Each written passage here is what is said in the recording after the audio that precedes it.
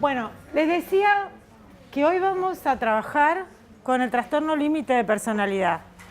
Ustedes, muchos deben estar ya trabajando en clínica, ¿no? ¿Quiénes ya tienen pacientes? Levanten alto la mano. Ah, son casi todos. Bien. Esos que tienen pacientes, ¿han recibido pacientes con trastorno límite? Sí. ¿Sí? Bien. ¿Han recibido pacientes complejos que responden poco al tratamiento tradicional de terapia cognitiva? ¿Han recibido esos pacientes? ¿Han recibido esos pacientes que nos generan determinadas emociones negativas a nosotros? Que desearían, sí, dicen ahí un montón. Que desearíamos no haberlos admitido en tratamiento. Bueno, cuando estamos hablando de pacientes que nos generan emociones displacenteras a nosotros, ya lo dijo Arthur Friedman, estamos hablando de pacientes con personalidades rígidas, de pacientes con algún trastorno de personalidad.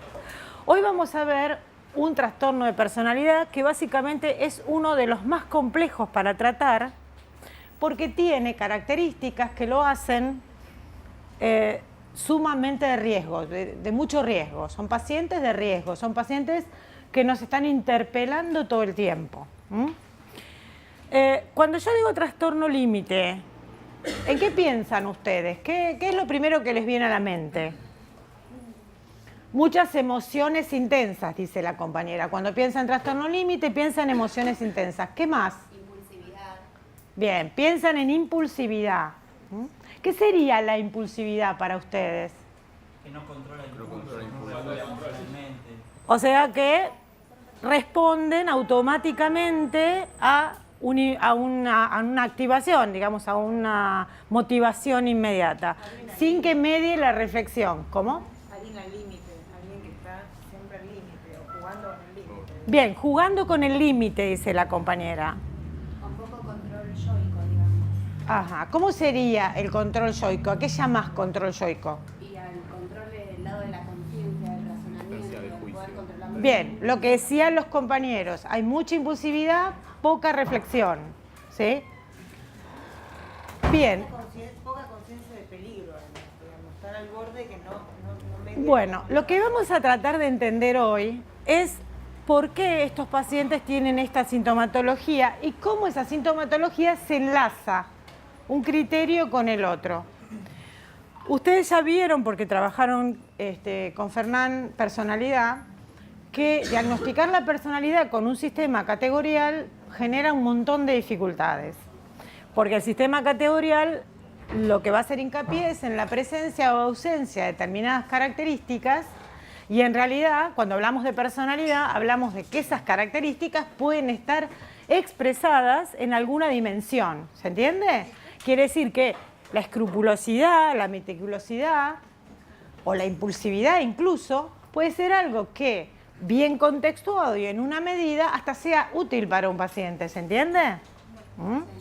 La historia está acá en qué dimensión se expresa y qué rigidez tiene ese paciente para poder modular esa expresión en función de distintos contextos, ¿se entiende? Uno puede decir, alguien que es obsesivo es muy adaptativo para determinados trabajos. Sin embargo, si esa obsesividad la vuelca en las actividades placenteras, le resulta desadaptativo. ¿Se entiende? Entonces, seguramente ustedes ya lo vieron con Ferran, la cuestión de la personalidad es muy difícil de diagnosticar con un sistema categorial.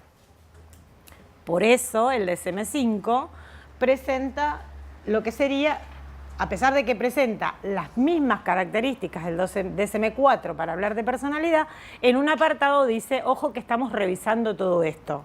Y vamos a tener en cuenta determinadas cosas que yo voy a repasar hoy en función del trastorno límite. ¿Se entiende? Si hay algo que necesitan preguntarme, me paran y seguimos. ¿Cuál es la historia del trastorno límite? Porque es uno de los trastornos con más historia de diagnóstico. ¿Se entiende? Digo, ¿por qué se llama límite? ¿Por qué se llama borderline? Digo, surge a partir de las dificultades que los clínicos observan en estos pacientes que tienen tanto conductas o síntomas de pacientes gravemente enfermos como conductas son síntomas de personas absolutamente adaptadas, ¿se entiende? Y entonces, a partir de ahí, de no tener claro si el paciente sufría en términos estructurales una neurosis o una psicosis, se instala el término de borderline, de patología limítrofe que no termina de situarse en un lugar y en el otro. Este término, a pesar de que ha sido utilizado desde hace mucho tiempo, recién se va a hablar de este término de manera formal en 1980 con el DSM-3. Pero digamos que la historia de terminología, si ustedes hacen una búsqueda, la van a encontrar en muchísimos autores porque justamente los clínicos han padecido el trabajo con el trastorno límite desde que han trabajado en clínica. Entonces ha sido siempre un trastorno que ha llamado la atención y que ha hecho que los clínicos y los investigadores estén frecuentemente en esto. Un poquito de breve historia, ¿no?, de algunos autores cómo se refirieron. Más que recordar el autor o la fecha en la que produjo este artículo, yo les diría, miren, tengamos en cuenta qué observaron de los pacientes, ya que estamos en un curso de diagnóstico. Vamos a ver qué fue lo que observaron. Entonces, la característica del paciente con trastorno límite son sujetos incapaces de soportar la rutina. ¿Qué observa? Esta es una observación de conductas, ¿no? Dice, sujetos incapaces de tolerar la rutina, de adquirir alguna introspección. Esto está relacionado con esto que ustedes decían, la incapacidad de reflexionar y la conducta impulsiva. Dice, con tendencia a llevar vidas caóticas y con una capacidad empática deficiente. ¿Qué quiere decir eso de la capacidad empática deficiente? Al paciente le cuesta mucho ponerse en el lugar del otro, sobre todo para poder advertir qué es lo que de sus conductas genera en el otro. ¿Se entiende? Bien. Esto es lo que Mildelberg, fíjense que tempranamente, en 1947, 1959, empieza a observar de estos pacientes, determina qué observa de estos pacientes. Stern, en 1938, pensaba que había un déficit básico en la organización interna. Cuando hablamos de organización interna, hablamos de lo que la compañera, por ejemplo, situaba, que era la construcción del yo y todo lo demás, ¿no? Ese déficit se expresaba en una baja autoestima. También hay una observación fenomenológica de que estos pacientes, además de tener vidas caóticas, de tener conductas donde les cuesta mantener rutinas, además de tener una dificultad para la introspección, se quejan o presentan baja autoestima.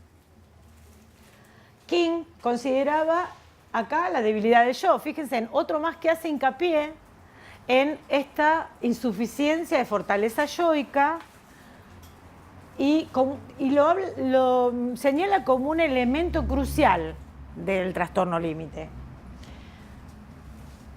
Ahora, a partir de los años 70 empieza a haber ciertas investigaciones. Digo ciertas porque la costumbre de hacer investigación en clínica es posterior. ¿Cuándo se empieza a investigar en clínica? Bueno, cuando aparecen los fármacos. Muchos de ustedes vienen del curso anterior, donde se les habla de psicofármacos. Digo, los psicofármacos revolucionan la clínica porque empiezan a decir, miren, esto no era así, tan así como ustedes creían, ¿no? Porque cuando yo intervengo con determinado fármaco, obtengo determinada cosa, ¿no? Y entonces digo, esto revolucionó el modo de hacer diagnóstico, de hacer clínica y todo lo demás. Y además le dijo a los clínicos, a los psicoterapeutas, bueno, traten de probar por qué es mejor que alguien haga un tratamiento psicológico y no de que tome un fármaco. ¿Se entiende? Digo, esto de alguna manera hace que la psicoterapia tenga que empezar a dar cuenta de la efectividad de sus intervenciones, ¿sí?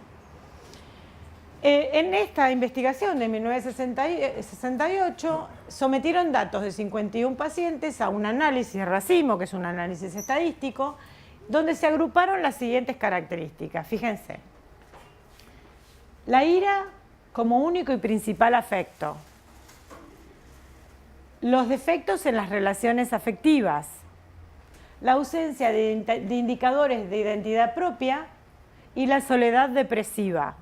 Fíjense en cómo lo que hay todo el tiempo, hasta aquí, es descripciones de lo que los clínicos observan de estos pacientes. Difíciles un poco de explicar, ¿no? Explicar, bueno, a qué se debe esto. Un poco lo que le pasa a todos cuando empiezan a hacer clínica y generalmente rápidamente se topan con un paciente límite. Gunderson, ya posteriormente, digamos contemporáneo nuestro, sitúa la intolerancia a la soledad como el núcleo de la psicopatología del límite y la vincula con las teorías de Ferment y de Baldwin, las teorías del apego. Ahora yo después les voy a situar un poco esto para que ustedes, de una manera más organizada, para que ustedes puedan comprender cuáles son los modelos explicativos con los que hoy contamos, siempre provisoriamente. Pueden mejorarse, pueden cambiarse en función de lo que pasa con el trastorno, cómo se gesta de alguna manera, cuál es la etiología del trastorno límite, ¿no? Entonces, suponer que están centradas en las cuestiones del apego, estaría en oposición con los que resaltan el miedo de la fusión. Cuando nosotros leemos esto, miren, resaltan el miedo a la fusión como un punto nuclear en el límite que oscila entre el intenso deseo de unión y el pánico a fundirse con el otro. ¿A qué le suena esto, teóricamente? Sí, está bien, no pongan cara de ¡ay, qué asco! Psicoanálisis, sí. Es una teoría madre que nos permitió entender la clínica hace muchos años. Históricamente es muy valiosa, quiero decir. Bien, está hablando de toda la escuela inglesa, la escuela de las relaciones objetales, de la que viene de alguna manera Baldwin también, ¿sí? Aunque después se abre de ahí, se acerca mucho más a la etología. Pero digo, ¿de qué habla? De la constitución. Esto es un concepto que hoy es valioso y que ustedes van a ver que el DSM-5 de alguna manera, cuando empieza a pensar cómo reformular los diagnósticos de trastorno de personalidad, lo está teniendo en cuenta. A ver, la constitución del sí mismo se hace a partir de la interacción con el otro significativo, ¿sí? Esto que ustedes dicen es muy psicoanalítico, es muy real, ¿sí? No hay manera de constituir el sí mismo que no sea a partir de ese vínculo con el otro. Ahora vamos a entender por qué, que no es solamente una cuestión filosófica o una cuestión psicológica, hay cuestiones biológicas, hay cuestiones de orden orgánico, si quieren, entre comillas, de orden fisiológico que juegan ahí, que ahora las vamos a ver, para que podamos entender, porque en muchas investigaciones se dice que el trastorno límite como trastorno de personalidad es como el ejemplo, es como la expresión máxima de las emociones que nos permite entender otros trastornos de personalidad y sobre todo, en esta posición que con Fernán compartimos, entender mucho, qué agradable, entender mucho cómo se vincula la personalidad con la sintomatología del eje 1 que va presentando el paciente. ¿Se entiende? ¿Sí? Perdóname, se entrelaza con lo que estuvimos viendo de que el trastorno de personalidad es un problema de relación, digamos. ¿Es un problema? De relación. Un problema de relación y un problema de conceptualización de sí mismo. ¿Sí? Hay un montón de... Digamos, una vez que uno estudia muchas cosas, lo que va viendo es cómo de distintos lugares, distintos autores van definiendo determinados fenómenos de la misma manera. ¿Se entiende lo que digo? Entonces, apartándonos un poco de los prejuicios, digo, cuando nosotros vemos lo que los autores de la escuela inglesa, psicoanalistas, hablaban de la constitución del sí mismo, eso está plenamente vigente, pero no solo desde un punto de vista psicológico, sino también desde un punto de vista fisiológico. Entonces dice, esta falla estructural, que corresponde a las personalidades límites, se debe a la dificultad que tienen para internalizar una imagen cariñosa y cuidadora de la madre en el momento evolutivo que debía ocurrir. Digo, acá grita escuela inglesa, ¿sí? ¿No? Digo, la madre es suficientemente buena de Winnicott, ¿no? Claro, bueno, no importa. Eximámonos de los prejuicios porque los autores escriben en su época. Sepamos leerlo desde ahí. Dentro de 20 años, o 30 o 50, lo que escribimos nosotros les va a parecer boludeces a a la gente que sigue escribiendo. Pero digo, son un aporte en tanto empiezan a definir a partir de la investigación o de la observación cuáles son los mecanismos de acción, de mantenimiento y de acción de determinadas patologías y cuáles son las teorías o los modelos explicativos que provisoriamente pueden dar cuenta de eso, ¿sí? Otros modelos explicativos como el de Million, si por ejemplo en el grupo está subido el libro que está en PDF de Million completo para los que les interesa y les interesan mucho los modelos de personalidad. Million agrupa los trastornos por dificultades principales, ¿sí? Principales dificultades para vincularse con el placer, problemas interpersonales, conflictos intrapsíquicos o déficits estructurales. La característica principal de los trastornos límite para él es la intensidad y la variabilidad de los estados de ánimo. Y acá me parece que empieza a acercarse a lo que es considerado central, ya más posteriormente por Marshall Linehan, como la dificultad que tiene el trastorno límite, ¿sí? Una interacción entre la desregulación emocional y la invalidación del contexto, invalidando esa expresión emocional, ¿se entiende? Ahí, a partir de ahí uno puede empezar a pensar en un modelo explicativo que pueda vincular todos los criterios que ustedes vamos a ir repasando que debe cumplir un trastorno límite según el DSM-4, que es el que se repite en el DSM-5, aunque con la salvedad, como les decía, de hablar de que están en revisión los trastornos de personalidad. Hay también un modelo explicativo, que es el de Kroll de 1993, que es muy interesante porque él sugiere una gran afinidad entre las dificultades que presenta el paciente límite y los pacientes que padecen estrés postraumático. Y hay una teoría, digamos, un modelo explicativo que habla de que el trastorno límite muchas veces es un paciente que ha sido expuesto permanentemente a situaciones traumáticas y que tiene un montón de características de los pacientes con trastorno por estrés postraumático. Es una observación muy interesante, pero que no termina de explicar acabadamente todas las sintomatologías, ¿se entiende?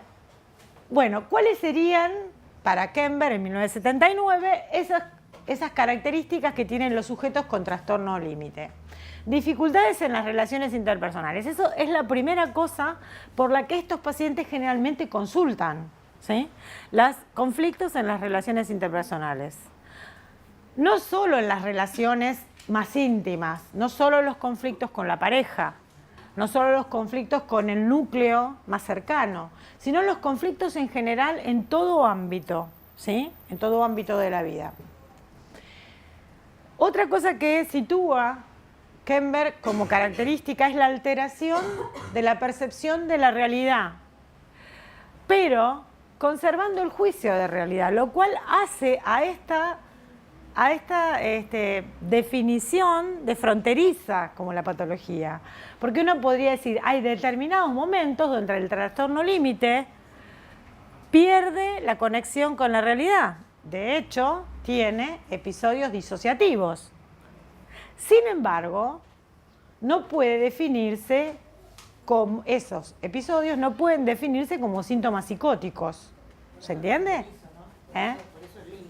Claro, ahí el problema es la definición estructural, ¿se entiende? Ahí lo que hace agua es la definición estructural, porque si yo tengo 3 categorías para meter a todos los pacientes, hay pacientes que no me entran en ninguna de las 3, ¿no? Entonces la categoría de psicosis, neurosis y perversión me empieza a dificultar encontrar esto y entonces el trastorno límite empieza a convertirse en una bolsa de gatos, donde meto todo. En personalidad es bastante frecuente eso. Digamos, trastorno de personalidad no especificado o otra cosa que uno encuentra es un eje 2 con 5 trastornos de personalidad. Bueno, algo está mal, ¿se entiende? Alguien no puede tener comorbilidad con 5 trastornos de personalidad. Claramente es un trastorno límite, ¿se entiende? Entonces bueno, a veces las dificultades no la tienen los instrumentos de evaluación. Los instrumentos de evaluación son eso, instrumentos precarios muchas veces, rudimentarios, relativos, que se pueden mejorar, pero nunca suplen el juicio clínico. El juicio clínico es siempre soberano. Entonces, ese juicio clínico permite que uno pueda ir planteando diagnósticos provisorios o temporarios hasta que aparezca más información, y esto ocurre generalmente en los trastornos de personalidad, sobre todo en la relación con nosotros, ¿sí? Porque donde se va a expresar esas dificultades interpersonales claramente va a ser en la relación con nosotros mismos, y de lo que nosotros hagamos con eso va a ser el pronóstico de ese paciente también. Nada menor. ¿Se entiende lo que les digo? Otra característica que los nuclea, según Kember, es la falta de identidad clara y dificultades para la comprensión profunda de la experiencia interna de los otros, siendo particularmente insensibles. Esta cosa de no poder tener una teoría de la mente suficiente para poder atribuir y descubrir qué es lo que el otro siente o expresa o le pasa, porque son muy autorreferenciales, ¿se entiende? Eso que leen en el otro, lo leen en función de ellos. Como una proyección. Por eso hablaban de esta fusión los psicoanalistas. Claro, por eso hablaban de esta fusión. Ahora después, cuando terminemos de cerrar el modelo, ustedes van a ver que van a encontrar alguna explicación, siempre provisoria, pero van a encontrar alguna explicación.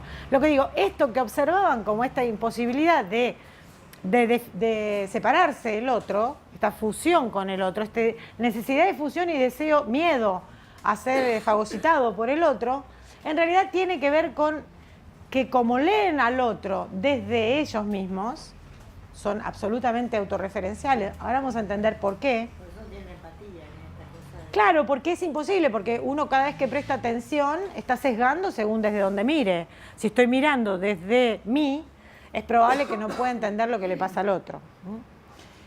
Esto agrava las dificultades interpersonales, ¿sí? Porque justamente la empatía, la capacidad de leer las actitudes del otro como necesidades o dificultades del otro hace que las relaciones se equilibren.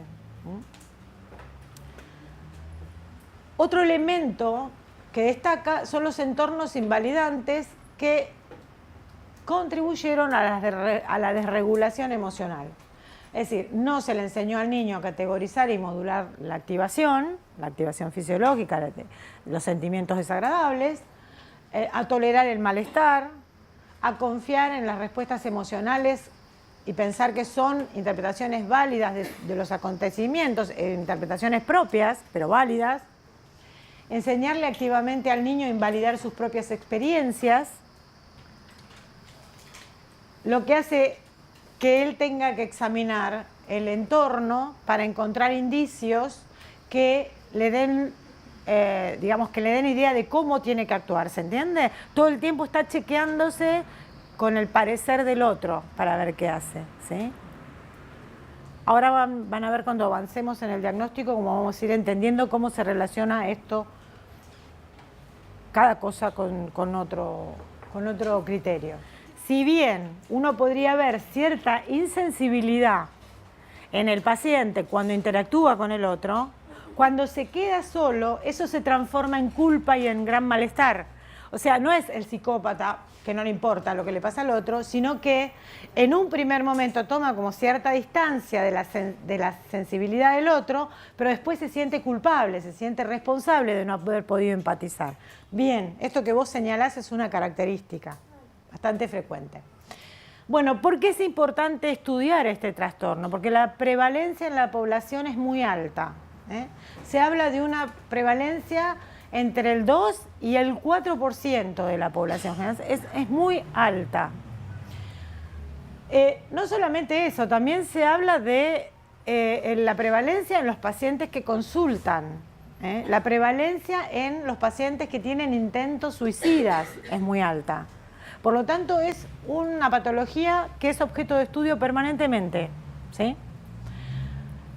También se dice que es más frecuente en las mujeres que en los varones, que la relación es de 2:1 o de 4:1. O sea, cada 2 pacientes mujeres hay un varón, o más, cada 4 pacientes mujeres hay un varón. Esto uno podría cuestionarlo por algunas cuestiones. Podría decir que esto está sesgado de alguna manera. Esta muestra está sesgada porque, primero, las que buscan tratamiento en general son las mujeres. Culturalmente, a la mujer se le asigna el rol de guardiana de las emociones. Por tanto, si la mujer siente que su emoción está desregulada, va a consultar.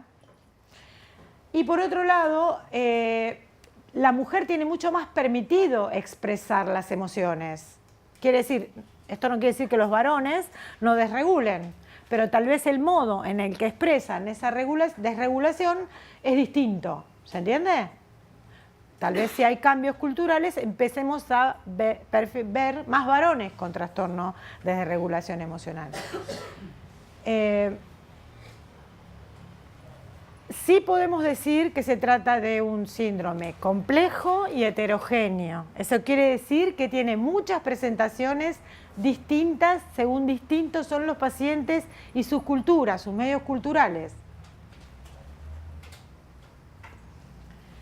Y que este síndrome nace de la necesidad de poder categorizar a un grupo de pacientes con inestabilidad emocional y trastorno del control de los impulsos.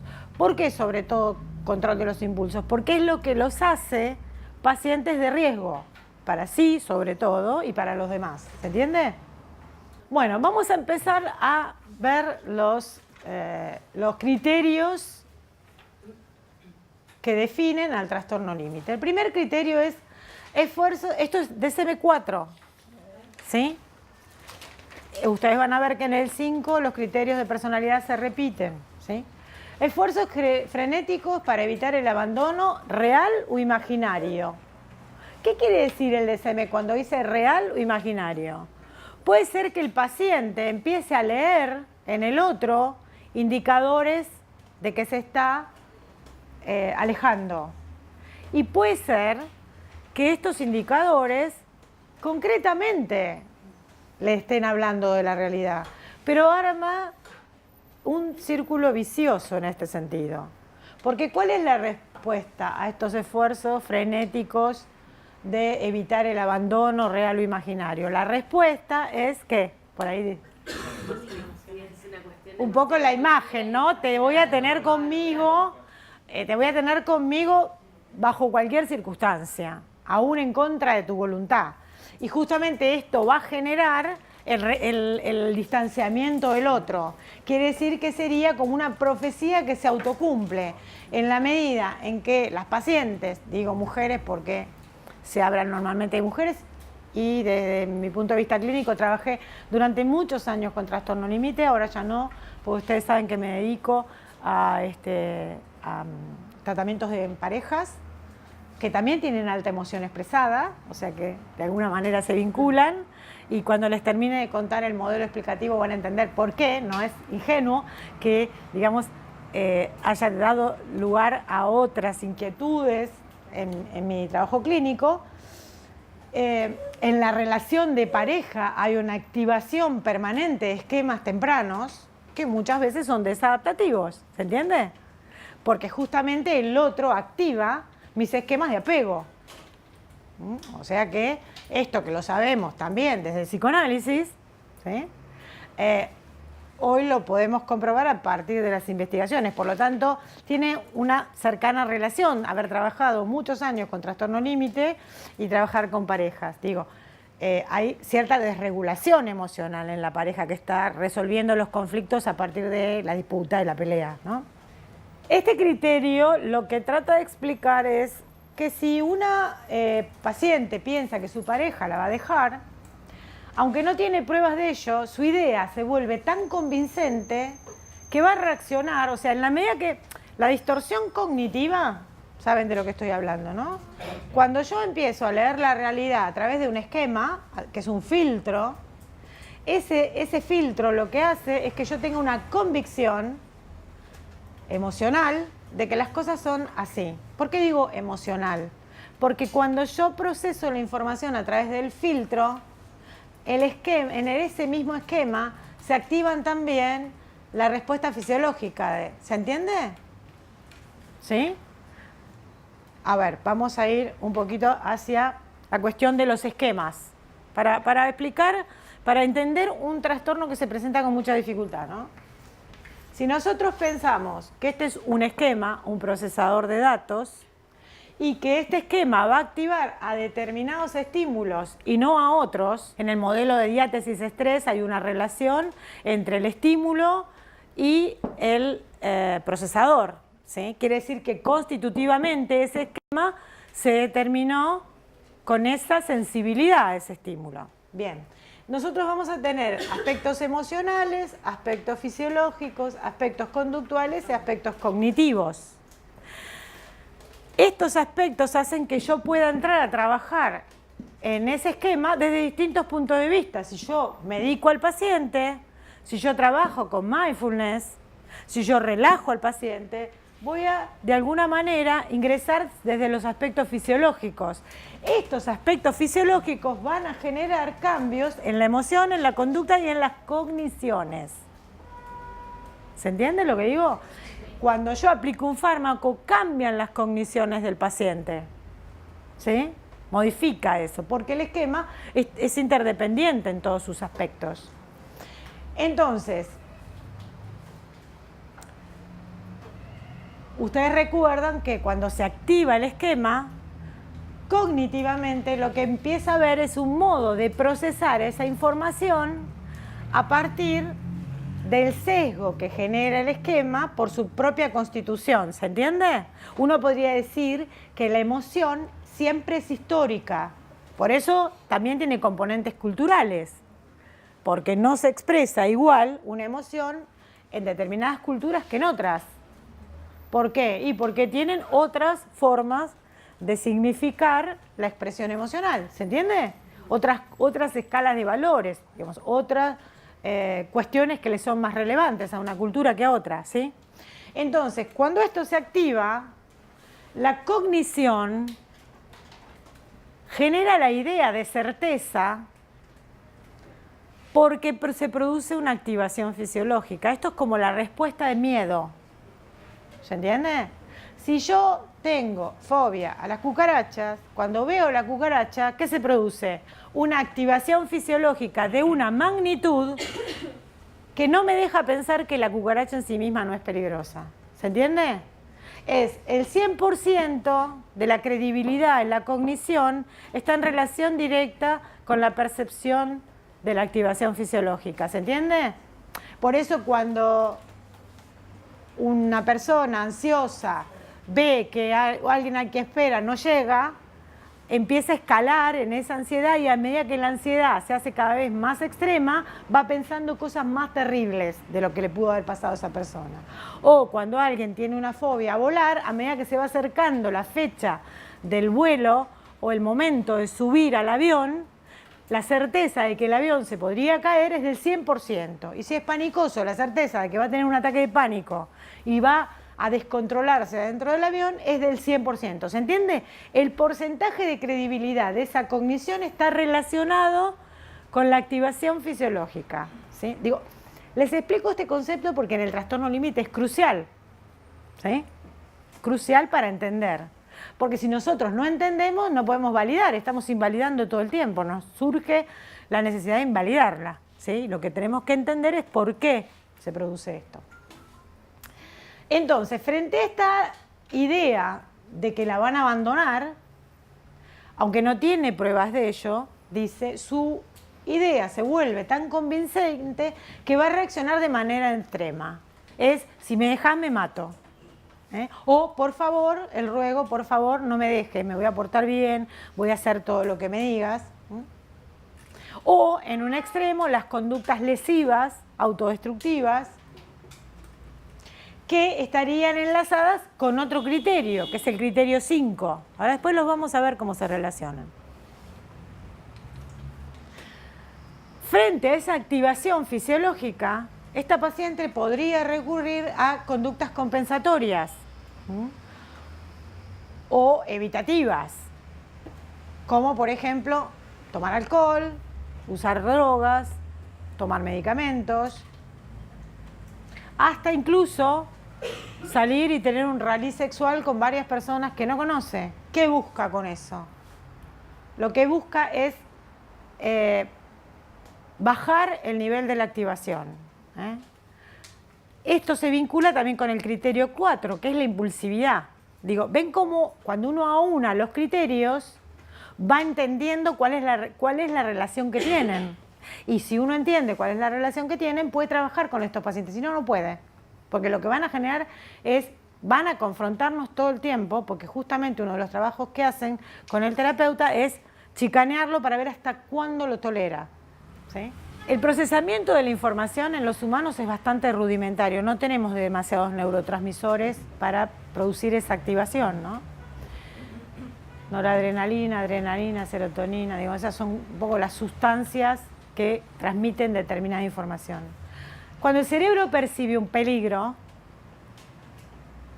lo que se produce es una activación de la amígdala que manda inmediatamente una orden a las suprarrenales para secretar cortisol y adrenalina. En estos pacientes, lo que segrega la idea de peligro es el abandono mismo. Entonces, una vez que está activada, cuando hablo de activación, hablo de esto, hablo de la escalada, de la inundación con adrenalina, del cortisol que no permite bajar al nivel de respuesta anterior. Esta activación propia de una respuesta ansiosa se vive además como una sensación de descontrol que va incrementando a su vez más esa respuesta, ¿se entiende? ¿Son los mismos síntomas fisiológicos que cualquier síntoma de estrés? Sí, exactamente. Bueno, entonces, Kember habla de un miedo al abandono muy intenso que se debe a la incapacidad que tienen para desarrollar un sentido interno de los demás que sea consistente y permanente. Lo que dice él es, bueno, a ver, les cuesta desarrollar un sentido interno, tener internamente un sentido de quién es el otro y de que el otro es estable. Algo de eso es cierto, porque está en la historia de los esquemas. Por eso muchos investigadores lo vinculan con las teorías del apego. ¿Se acuerdan los estilos de apego de Bowlby? Lo más básico de Bowlby, ¿se acuerdan? ¿Qué tiros de apego teníamos? Uno era el seguro. El niño iba a descubrir el mundo y podía volver que tenía una base segura. La base segura es emocional. ¿Qué quiero decir que es emocional? Es reguladora emocionalmente. Esto que vos preguntabas. El niño se cae, porque se trepa al sillón, se golpea y la mamá, cuando llora, lo calma.